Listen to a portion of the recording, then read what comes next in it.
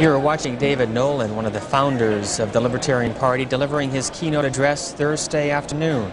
This is day 3 of the Libertarian Party National Convention. You're looking at a live shot of the Grand Ballroom at the Chicago Marriott, located on North Michigan Avenue, downtown.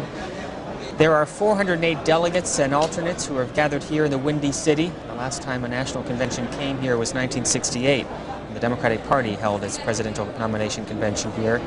This is the 20th anniversary for the Libertarian Party. Founded in 1971, there are now nearly 300,000 registered party members across the country. 4 years ago, delegates met in Philadelphia and nominated former Republican Congressman Ron Paul, who was a member of the U.S. House of Representatives from 1977 until 1985. He was the 1988 presidential candidate for the party. As delegates begin to gather here this afternoon for the nomination, Ron Paul, does this bring back memories of 1987? It certainly does, but I guess I feel rather relieved that I'm not in the contest this time. But it is exciting. What can our viewers expect to see as far as the nominating process is concerned? What happened with you in 1987? Of course, it went rather smoothly for us because we won on the first ballot. Of course, if you don't get the right percentage, if there's more than 2 candidates, you might have several ballots. But in my case, I did win on the first ballot, and it was tense for a moment. It wasn't overwhelming, but we were able to win on the first ballot, and we all found that pretty exciting at the time. By now, many of our viewers may have heard some of the debates or discussions on the Libertarian Party, but how would you define what the party is and what you stand for?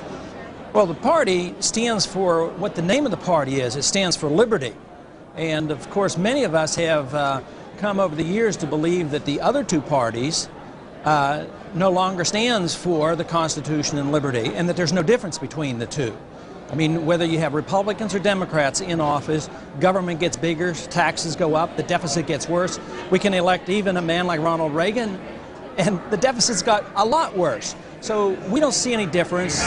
The Libertarians stand for less government, for individual liberty, get the government off our backs, a more sensible foreign policy, and it's just a lot different than what we're getting in Washington. If people are satisfied with Washington, they don't have to listen to us. They don't even have to come to us, because they're going to get more of the same, whether Bush is president or Dukakis is president, the same thing. So it's really, if the people are unhappy, and I believe sincerely more than half the people in this country do not identify themselves as Republicans or Democrats, and they're unhappy, they're disenchanted, and they're looking for something. So it's up to us as Libertarians to present our program, because when the people hear our program, they respond in a favorable manner. We should probably tell our viewers there is a lot of last-minute preparation now going on. The afternoon session is expected to begin in about 5 or 6 minutes. This is probably the most important part of the convention, the nomination of the presidential and the vice presidential candidates. You got here yesterday, but do you sense some last-minute politicking now going on in this room? Yeah, I think so. I think there's probably a great deal of concern for the undecideds, and there's always some who either are truly undecided or never make a public commitment. And quite frankly, the undecided vote may be the swing vote here. So even though each side claims they have victory, I think it's probably still up in the air, and we'll soon find out who the nominee will be. You mentioned earlier that you were a member of Congress from 1977 until 1985 as a Republican. Right. Why did you switch? Well, it was out of the frustration that government never got smaller. If you look at the Republican platform in 1980 under Ronald Reagan, and the enthusiasm generated in 1980 that something would change, it's awful disappointing to look 3 or 4 or 5 years later and find out that not only did things not get smaller, they got much bigger faster. And we can support this by looking at taxes. You know, they claim taxes went down under Ronald Reagan, but they were raised 6 times under Ronald Reagan as well. And the deficit exploded. The national debt went from less than $1 trillion to over $3 trillion in that decade.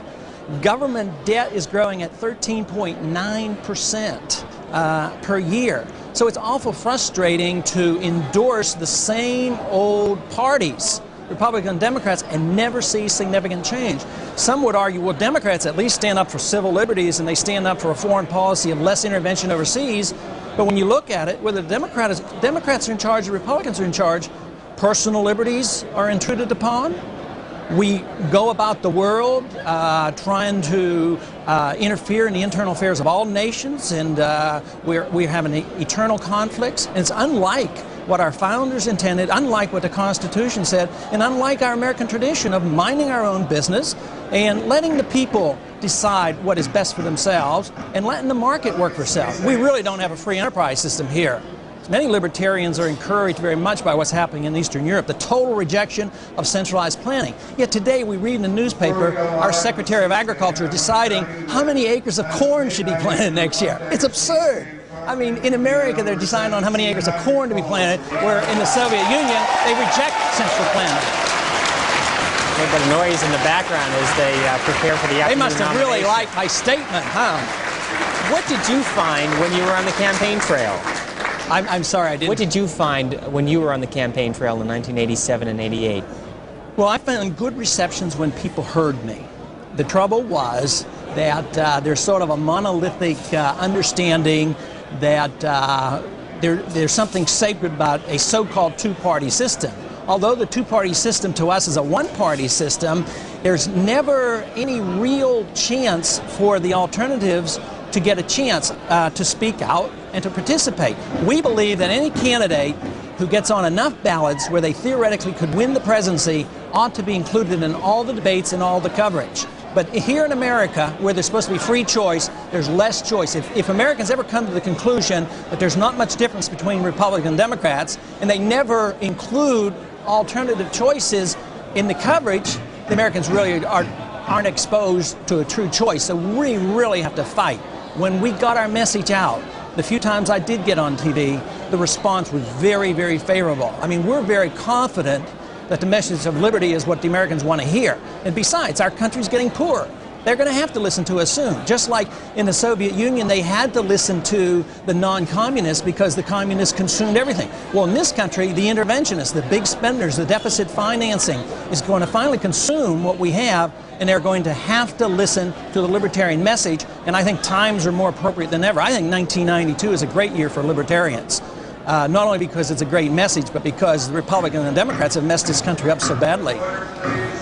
The Chicago Sun-Times calls this a national political convention in a capsule. Would you describe it that way as well? In a what? In a capsule. In a capsule. In reference to the Democratic and Republican conventions. I'd like to really take issue. Unfortunately, there is some truth to that. But I think it's part of what I just described, that we don't get the type of coverage.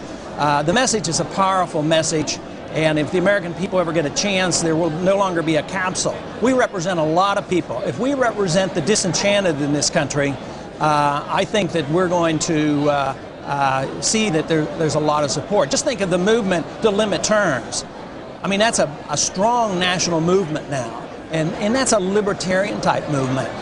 We wished if they couldn't get the message of libertarianism, at least they could allow the states to put on their balanced vote for none of the above, because we're quite convinced that frequently none of the above would be winning these elections rather than the standard Republican and Democrat. We just received a 30-second warning that the program is about to begin, but in summing up, what are you looking for this afternoon? How would you describe the mood inside this room? Well, I think one thing that I've noticed at this convention is that there's a lot of cohesiveness. I think regardless of our candidate, I think everybody's going to be unified, everybody's going to get behind the candidate, and I think most people here at this convention are really looking toward a good year. I think conditions are better. There's a lot of people, the disenchanted Republicans aren't going to support Bush because they figure he's a shoo-in. I think our vote is going to be tremendous this year. Ron Paul, the 1988 Libertarian Party presidential candidate, we thank you for your time. Thank you.